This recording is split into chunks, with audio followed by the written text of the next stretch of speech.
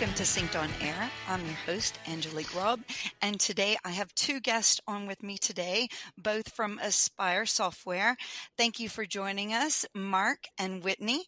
Do you want to go ahead and say a little bit about each of you to kick this off, please? Yeah, absolutely. It's great to be here, Angelique. Thanks for having us on your show. I'm Mark Tipton. I am the CEO and co-founder of Aspire Software, part of ServiceTitan now. I founded Aspire about 11 years ago, and we started in the landscape space because my co-founder, Kevin Kehoe, and I had a passion for the green industry.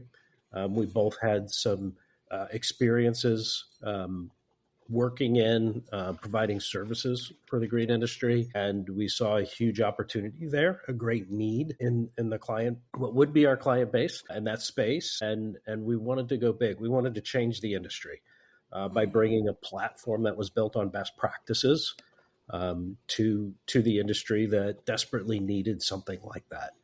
And so that's where we started 11 years ago. Fast forward to today, we're doing that and even more.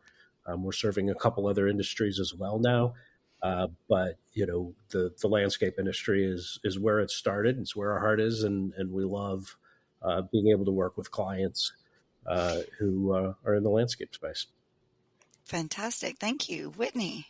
Cool. Thanks, Angelique. Thanks for having us on today. So my name is Whitney Griffin. I'm on the product team here at Aspire. I just passed my 3-year anniversary, which has flown by. It's kind of crazy. So I'm a senior product owner, and that title means a lot of different things at a lot of different software companies. But essentially, I'm kind of the intermediary between the customer and our software developers. So our software developers speak in code, and think of me as like a translator between what the customer is actually looking for, what they need, and then the people who actually know how to build it, because I don't know anything about code. I don't know how to build software, but I know how to communicate those needs in a way that people can understand. I came from the industry. I've been in the industry for almost 20 years, if you count my undergraduate internships, and I've done a lot of different things in the industry, and I'm happy to kind of still be in a role where I can work alongside the boots on the ground and kind of still think about the people that I've worked with in other jobs as I'm building features that are going to help users. Fantastic. Well, thank you. Thank you both for joining us. And the story of Aspire, I know you're pretty well known in the industry, but how did it come up? And Mark, I think that, there's probably some history in the industry that led you there. Am I right? You are. I also, like Whitney, have been in the industry for about 20 years. I was introduced to the industry when I was working for a custom software company that I was part owner of at the time. And one of my clients was a local company here in St. Louis. Actually, I call them regional. They're a larger company that was looking for software and couldn't find it. And so they contracted with me and my firm to build a system for them. And I really wanted to get back into the product world. And so I didn't love the custom software world.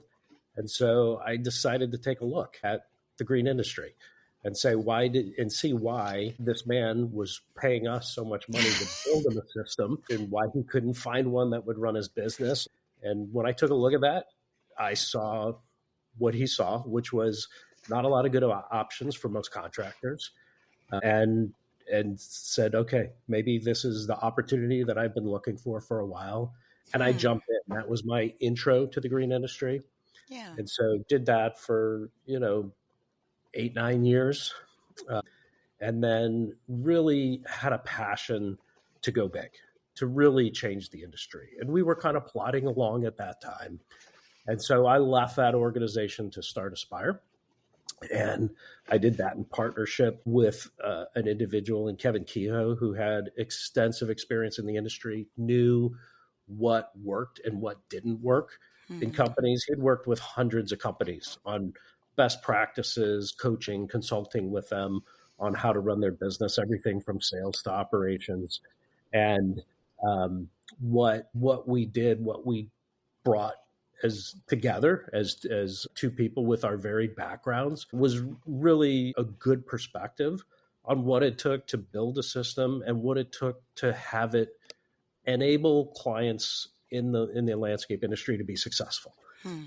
And it was a lot more than just the software itself. We needed really, really good software, but we needed a service team too that understood what it was like to be a contractor. And so we hired a lot from the industry. A lot of the service people came from the industry, and then a lot of our product people have come from the industry as well. Example 1A here on this call is Whitney. And Whitney brings tremendous experience and perspective that really has propelled our recent work on the construction side of the product to just new levels. And so not only is Whitney able to bring her background as a former contractor and also very well educated in this space, but she also is able to pull together our clients and not only provide her input directly, which is fantastic, but she's able to assimilate input from a lot of our key clients, some of the best in the industry at doing what they do. And that's what allows Aspire to be such the good product that it is today. And so when you say that you started in the landscape industry, I always find this a really interesting concept. Do you mean lawn care? Do you mean hardscaping? Do you mean all parts of it? When Aspire started, and then you've mentioned getting into landscape construction. So can you elaborate, what part of the industry you started in and how you're changing or adding? Our start, if you narrowed it down, was really on landscape maintenance. Okay. And a lot of commercial maintenance, not exclusively, but a lot of commercial maintenance, which also included enhancements, snow, and some other things. So out of the gate, that's what Aspire consisted of in version 1.0. Since then, we come out with an update to our software about every 9 weeks. That's our release cycle. And we have done many, many, many updates over the years. We spend millions and millions of dollars every year on R&D. So the product continues to grow and evolve, and the scope of what it does increases. More recently, the last couple of years, we've been getting a lot of feedback from our customers that they're doing more construction, and there were certain functionalities that they could make it work within Aspire, but they wanted to take it to the next level. And so that's really what Whitney and her team were chartered with, is to say, we have this customer input. We're also looking at the market going, how can we continue to grow Aspire, bring on new customers, and certainly expanding our functionality set in those areas is very helpful for that. And so that's really what led us to that, and why we're making such a significant investment over the last, call it 18 months, and we're not done. We still have a little bit more work to do there, but that's where Aspire started, and we continue to evolve and grow the functionality of the product, both making the things it does even continue to work better and better and go deeper, but also expanding the functionality set like we're doing with construction. Awesome. Well, should we dive a bit deeper into what that means? What functionality have you built in, and what does that look like, Whitney? Yeah, so kind of going off what Mark said, when we first were built, we were really focused on maintenance. And if you think about landscape maintenance as being kind of the same scope of work generally from property to property, and it's pretty routine, and you're going to do the same thing maybe every week or every 10 days. And so those are the workflows that our system is really, really good at optimizing. And so even if your company has a different set of SOPs, it's really easy to kind of build those around Aspire because we are so flexible in that maintenance space. With construction, every single job is different. And I mean, I cannot underscore that enough. And because every job is different, it is very difficult, one, for our customers to create SOPs, but two, for us to anticipate what those SOPs are going to need to be, because every job is so different. The other thing that you'll kind of see more with construction is there's a little bit more of a, generally speaking, regional basis. within landscape maintenance, it's really common to see kind of a branch approach where you'll have a really big company and it's really easy for them to grow and multiply and propagate, if I can use a horticultural term, new branches, right? Because they have their SOPs and they figure out what the recipe is for them and they keep opening them. But with construction, there are so many different regional limitations that are varied. So one area, you may have to be really, really careful with competitors and you have to really watch your margins. But in some areas, maybe there's just one or two folks that are really good and really equipped to do kind of those bigger jobs. So you can play more a little bit with processes and margins. And so it's harder for us to build something where we can say, okay, here's what we think is going to work for you. And because of that, Mark is right. You could always run your landscape construction business on Aspire, but it was a little bit difficult at some times. For example, we've always had really flexible approaches to invoicing. So, and we've had multiple different types of invoices available for folks who had really long months or years long jobs. But we had more limited reporting capabilities on that. And so one of the early releases when we first came out of the gate with our construction roadmap was enhanced WIP reporting. And so now it literally doesn't matter how long a job lasts. And our customers that have been on our system since the beginning, over a decade, all that data is available to them. Like, if you get snowed in over New Year's Eve and you want something to do, those folks can go back into their data 10 years ago and look at the work in progress and kind of analyze. And so that was something that was really important to us to recognize. Yeah, you can run your job, but you also need to be able to report financially whether the job is 6 months or 18 months or maybe 4 or 5 years. Oh, great. Great. And so it sounds like there's more improvements coming. Is that a secret or can we talk about that? No, we can talk about them. And gosh, so you really just need to rein me in because this construction roadmap it's like 21 features. It is massive and I can just go. So some of the other things we've done, we've streamlined our vendor management process. And so we do pair with vendors. We have a direct integration with SiteOne Landscaping.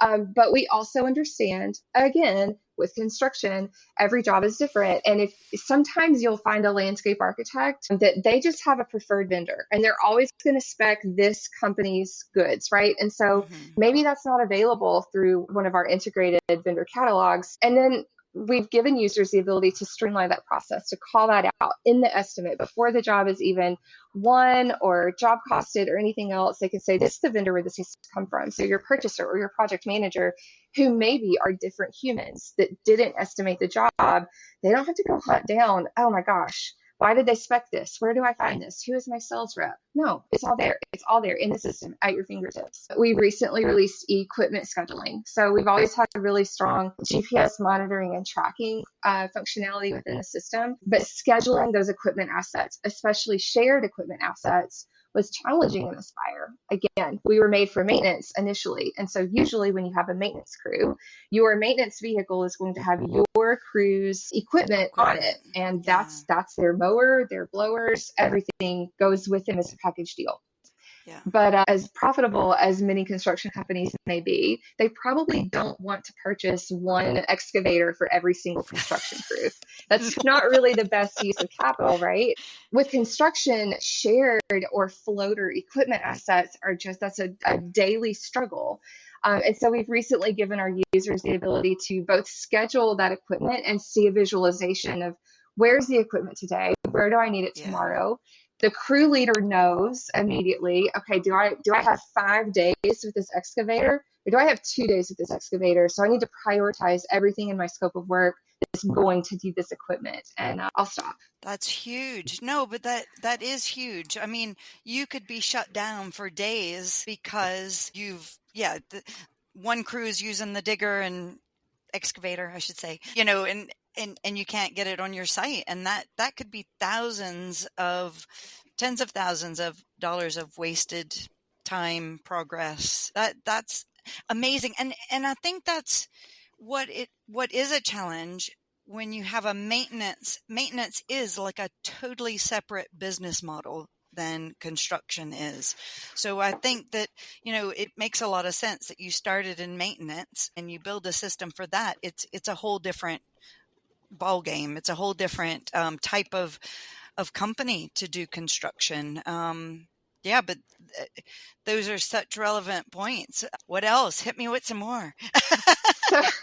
So I'll tell you one that's coming very soon. Potentially could be live before this ever is published. So I don't know if I'm ruining anything here, but we're about to deliver item substitution. I've worked with landscape architects in the past who seemed to like strive to hit triple digit change orders before my boots were ever on the ground. Sometimes it made me wonder, was there an inter-office bet happening? What? We've all lived that life. And so you previously in Aspire, item substitutions were, that was kind of one of those workflows where there was friction for users because we are built on job costing. And I will live and die by the fact I do not believe there is another platform available to the green industry today that truly accurately job costs. There's some folks who say they are job costing, but they're not. It's all just a thumb in the wind. But with Aspire, we were built on the concept of you're going to know what it actually costs to do this job. And you may not like the answer at the end, but we're going to tell you what it costs so that you can plan moving forward. Well, because of that, before you had to do a change order to substitute items. And I know, I get it. I'm sorry. Extra paperwork or extra Very time. extra paperwork. And so today, well, not today, coming soon, we're going to facilitate users being able to substitute items at any point in the workflow, as long as they haven't already been job costed. If you've job costed it to the ticket, I mean, you've used it. But you can do that without a change order, and we will job cost it appropriately. And we are providing reporting metrics so that users can see, did this substitution save me money? Did it cost me money? Maybe you want to substitute for a more expensive equipment rental and you're willing to eat it, but you don't have to use that equipment for 5 days. Now you only need it for 3 days. We're going to give you all of that in your job dashboard materials report at the end so that you can see, was this a good project management decision or was it not? We as an industry, need decision-making tools at our disposal. I mean, that was just a really great example of, yes, don't wait for this piece of equipment to be done at that job. It's better to go out and rent a piece of equipment. I mean, for those people who aren't using Aspire, can you say how, if you haven't used it before, how daunting could it be to use something new? I think, it sounds like this does so much, but what, is there a size of company that you get to before it makes sense to use Aspire? Is it a certain number of people or so I know I'm kind of switching course. Sorry, Whitney, but I do think it's fantastic. It does everything for you. But what size of company justifies the implementing it? Mark, do you want to take that one? I can take that one. And Whitney can certainly share from her experience, not just having used Aspire, but she's used other softwares as well. So she has a sense for the breadth of what it's like to use different types of applications. But for us, I think on the small end, you're going to want a few trucks, right? A few crews before it'll make sense for you to be on Aspire. We have another product for smaller businesses called Crew Control, which it's very Aspire-like. It's just very simple. And so all the fancy administrative functions that are so powerful when you're doing large jobs and many jobs that Aspire has do take some administrative capacity. That's not required for Crew Control. So if you're on the smaller end, if you're $1 million or a $2 million company, Crew Control may be the best fit for you where you are in your life cycle of your organization. But if you're growing, if you're multi-branch, absolutely.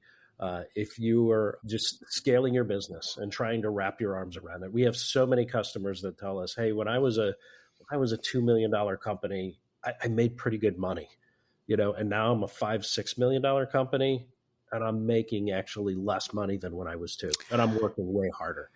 And Yeah. that's really where Aspire steps in and creates Okay. tremendous value, is to say, okay, you can't run it all in your head anymore. And that's really the breaking point, is when one person can't keep track of everything in their head.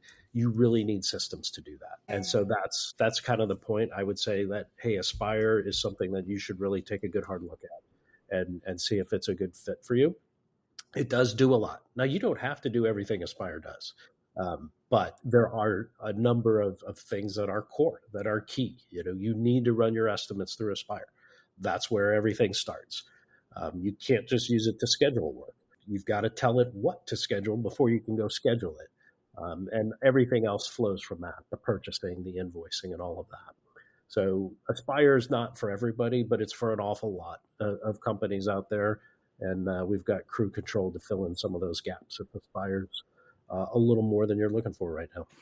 Okay, great. No, that's great options. And just talking about whether, you're mostly a construction company or you're mostly a maintenance company. Do you think with the development that's been ongoing that it doesn't matter if you're mostly one or the other, whether Aspire is a good fit? That's right. I'll let Whitney speak to that again. Okay. Clearly, Yeah. you can hear very different level of industry expertise between the two of us. So I'll let Whitney speak to the specifics of that. Awesome. And you'll hear, as she speaks, that she's done this stuff. She knows what it's like to run these jobs. And so, Whitney, I'll let you share your perspective on that. Yeah, so 10 years ago, I was running the maintenance division for a green roof contractor on the East Coast. And seasonality dependent, I was running anywhere from like 3 to 8 crews, responsible for over 1 million square feet of green roof across about 350 different customers. And then most recently, I was kind of a lead designer / project manager for a residential design build company here in Central Texas. And the interesting thing is both of those companies did perform both construction and maintenance services. And they both ran those divisions as separate cost and revenue centers because the owners understood you cannot run a construction business the same way you run a maintenance business and vice versa. Yeah. I think that's one of the really cool things about Aspire is, I'm about to step out of my knowledge wheelhouse here. I don't really know when this happens. I'm going to say day one. Let's just say on day one of implementation, when you're setting up your Aspire system and you're setting up how you want everything to be configured, you can configure that, down to the division level and even further down to the division service level. So you can run separate entities within a single platform so that your owners can still see everything is streamlined up with your P&Ls and all of your financial reporting. So, your VP of construction and your VP of maintenance probably are doing things totally different, and that's okay. But we have different sets of reports that are geared towards each of those use cases, and everything still all flows up into your overall P&Ls. And so it's just, yes. Okay. It doesn't matter what percentage of your business may be what. Yeah. I think most landscape companies, especially those that were around in 2008, which we all remember. So I finished my undergraduate degree in 2008. Okay. We all remember what that did because people stopped building homes, they stopped designing landscapes, and the companies that survived did so because they realized early on, yes, the economy is not doing well, but you know what? All commercial properties still have to do maintenance. Yeah. They may not be doing 4 color change outs a year anymore. Maybe they're just doing 1 in the spring. Mm-hmm. But they have to maintain the company because there are safety and liability issues. And so a lot of companies started offering maintenance. And so a lot of folks still do some amount of maintenance because that's kind of your cash flow. That's your protection against those ups and downs that you have with construction. But since the pandemic, we've seen construction has taken off. And that's why Mark indicated earlier on the call, in the last 18 to 24 months, we've heard more and more vocalization from our customers that, hey, I don't want to deal with these pain points anymore. I am doing so much construction. This is starting to be like a true revenue source, a true cost center for me. Help me. And that's kind of where we're at today. Well, and Yeah. that's And, great to and see that you're answer your question. listening to your, that's a true testament to listening to your audience. So thank you. Go ahead, Mike. And just to directly answer your question, Angelique, yes, whether you're running 100% maintenance business or 100% construction business, Yeah. you can run it extremely effectively on Aspire. Mhm. You won't use all the features and functions, Mm-hmm. as Whitney said. They're different businesses, Mm, and so we've got different sets of functionality for each, and then a ton of shared. yeah. Right? There's a ton of similarities between the two, even though you may manage them a bit differently. Fantastic. Well, you talked a little bit about the rollout of some new products, but are there, looking down the road, are there things in the next year that you're looking to do? Again, don't let me reveal any of your secrets, but what what else do you have coming down the line that you want to talk to? We'll reveal a little bit, Angelique, but just A keep it between teaser? us, Okay, okay? keep it just us. We won't tell anybody else. No, we've got a lot going on, and I'll let Whitney jump into some of the construction things that we're doing that are really expanding on what we've already built. Okay. So we've rolled out a lot, but there's more to go there. And then there's a lot of new things that we're working on that we have on our roadmap for this next year, besides construction, or in addition to construction. Mm-hmm. So you'll see us do things like some more barcode functionality within the Okay. system. Some of that will help with construction as well. There'll be more time management, lots of rules, regulations around time, especially in states like California. You'll see us addressing more and more of those. Customer portals, subcontractor portals, which is another thing that's very, very construction related. Mm-hmm. And then you'll see us, and a lot of this is done in partnership with ServiceTitan, our parent company, rolling out a lot more AI type of functionality within the software.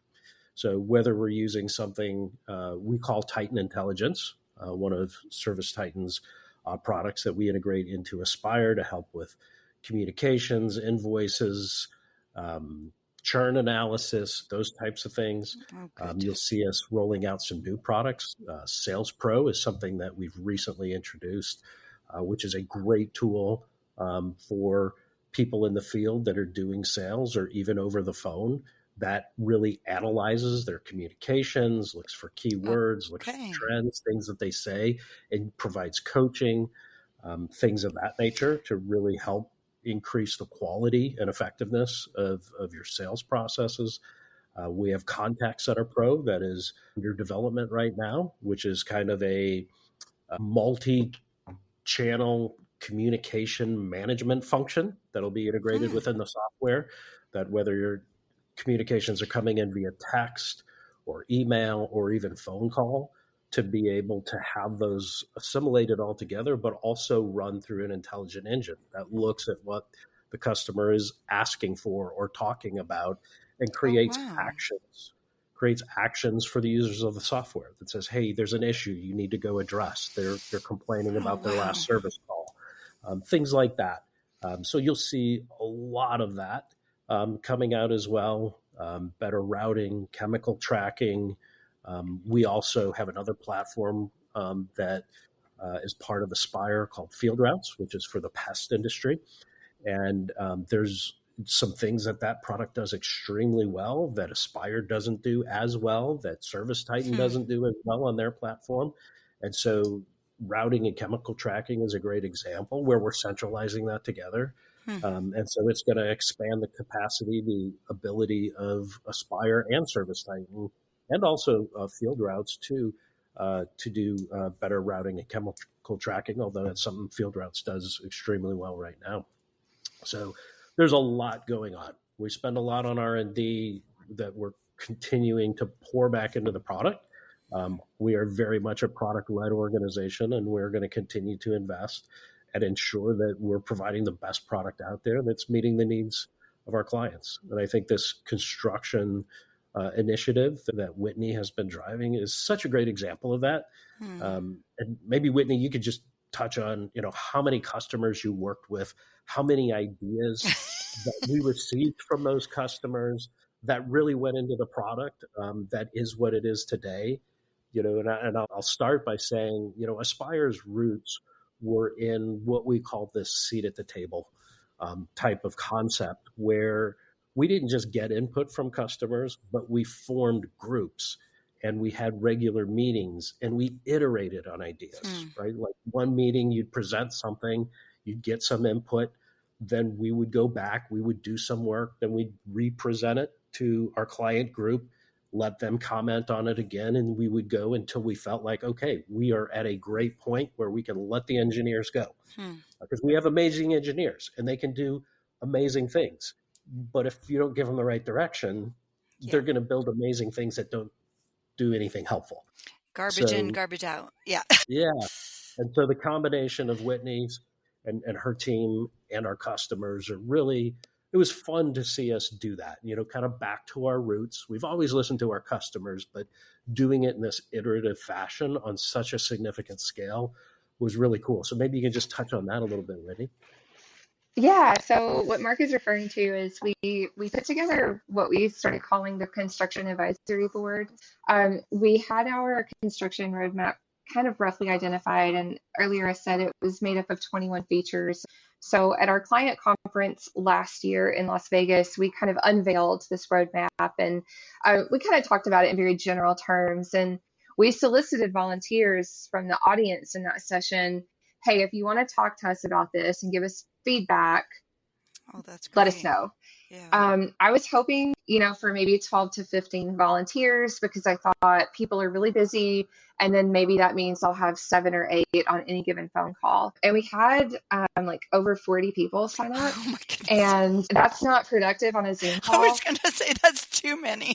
Like stating the obvious. And so I was kind of stumped at first. My boss was like, what are you going to do? And so I took the roadmap and I broke it apart by feature set into kind of functional workflow. And then I polled those volunteers and basically said, tell me what you'd like to talk about. Do you want to talk about estimating efficiency or production management or financial reporting? Or do you want to talk about submittals? Are you mostly, commercial bid build and submittals ruin your life all the time?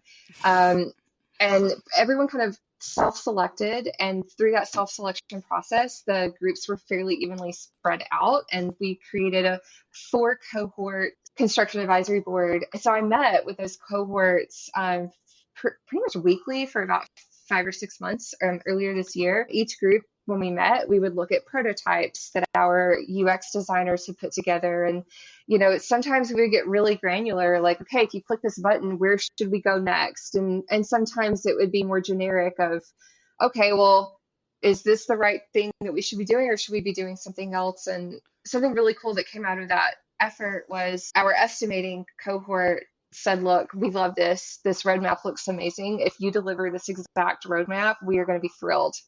But if you were willing to do this other thing, we would be willing to give up 2 of these features on this current roadmap because we really struggle with this other workflow. And so I went back through and I kind of validated that. I found some old submitted ideas in our idea portal from way back in the day that kind of echoed that pain point. What was being asked in those original ideas were different pieces of functionality, but they answered the same problem. And so we kind of validated that and we built out use cases and kind of got the business to sign on and say, yeah, this does sound like the thing we need to do. And so we ended up changing our roadmap. Largely everything else is the same, but we did give up kind of 2 features in exchange for one big feature that we will be working on in the next year to deliver to our users. Wow, that is fantastic. And 40 people volunteering their time one time a week for 5 to 6 months is a big commitment. So for everyone involved. So amazing. Yeah. That's great. That's a great way to really make sure that you're delivering something of value to your existing users and listening to them. Fantastic. We have a lot of opinionated customers. They love sharing it. I think they especially love seeing the change that they make, right? Their thoughts, their input are reflected in the final product. And it's going to hit the nail on the head for them.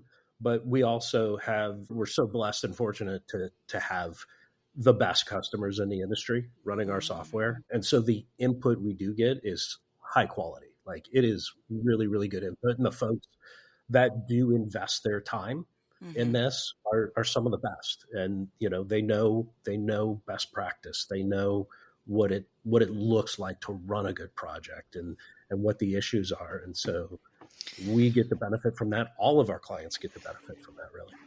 Well, and I guess, just thinking back, what you've said about the software is what it can do for you. They've actually seen this firsthand. And so actually spending this time helping you develop or giving you the feedback to develop the next iteration, they know they're going to save that time tenfold or more. So it's all worth it in the end. I think that's right. Well, yeah. No, that is great. And I think that it's quite a commitment to spend that time to slow down. I'm sure it slowed down your process to add that functionality, but yeah, it's doing it right the first time. And I think that shows quality.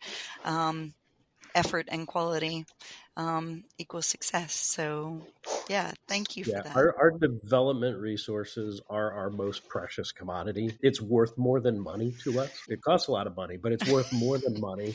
And so we need to manage it very well. And that's why we need people like Whitney. And Whitney works on a great team where we have a lot of product managers and owners that are guiding and directing where we're going to go and how we're going to do it. Very important. Now, I said something earlier about, what size of company, and that's great that you frame that. What would you suggest if they're in that stage? They have a few trucks. What's their first step with you? They want to reach out. Who do they call? How do they get in touch? Do they get a demonstration of some sort? What do you suggest these business owners take as their next action? Yeah, absolutely. If you go to our website, it's youraspire.com, YOUR, aspire.com. You could go out there and you can submit your information to us. Pretty simple. Name, email address, maybe a phone number. Not much more than that, and say, I'm interested. And we will set up a meeting with you, a call with you, where we'll kind of ask some questions of you, kind of understand what you're looking for, where your business is at, what type of business you run. And then we'll take that information. You obviously have a chance to ask us some questions there. And then typically we go from that to the next step would be actually taking a look at the product, understanding, if you determine that, hey, this is something I need and the timing is right, then we'll give you product demonstrations. You'll be able to talk to experts. Most of our prospects know other people running Aspire, so we can provide references, but we oftentimes don't have to because they show up knowing, having experienced it before. But we have an amazing team of people that are happy to share how the product works in great detail and show all that to you, because it is a significant thing to consider and a significant step to take in your business. It's so powerful and so valuable, but not one to be taken lightly. And you should take a look and make sure you understand it and the value that it's going to bring to your business before you just jump off a cliff. Yeah, you don't just sign up. Just understand the process that you're going through. You need to prepare your organization for that. And we have a tremendous team of people who have so many experience. We've done this well over 1,000 times of rolling this software out into a business. And so we've got an incredible team of people that really know what that's like. And part of the process of selecting Aspire, we feel is talking about that as well. Not just does the product check off all of these boxes. You'll find lots of products that check off the boxes. The way they do it is important. So really understanding not just the software, but how other people use the software. We're going to tell you it's fantastic. There's nobody in our organization that's not going to tell you it's a fantastic product. But when another contractor tells you it's fantastic and tells you why, that's really and how meaningful. It's helped their business. Yeah. Yeah. Well, yeah. I'm sure there's, it's not just like a, me with the Riverside. Okay.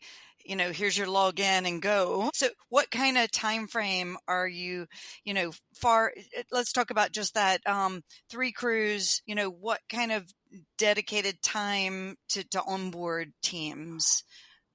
It really varies from organization to organization, how many different services you provide, Okay. obviously your size and all of that. But we would say, we would ballpark it in the 90-day, give or take. Okay. People can do it faster than 90 days. Some organizations that are larger will take longer than 90 days. But, I'd stick a pin in 90 days and say you're going to be somewhere in that ballpark. Yeah.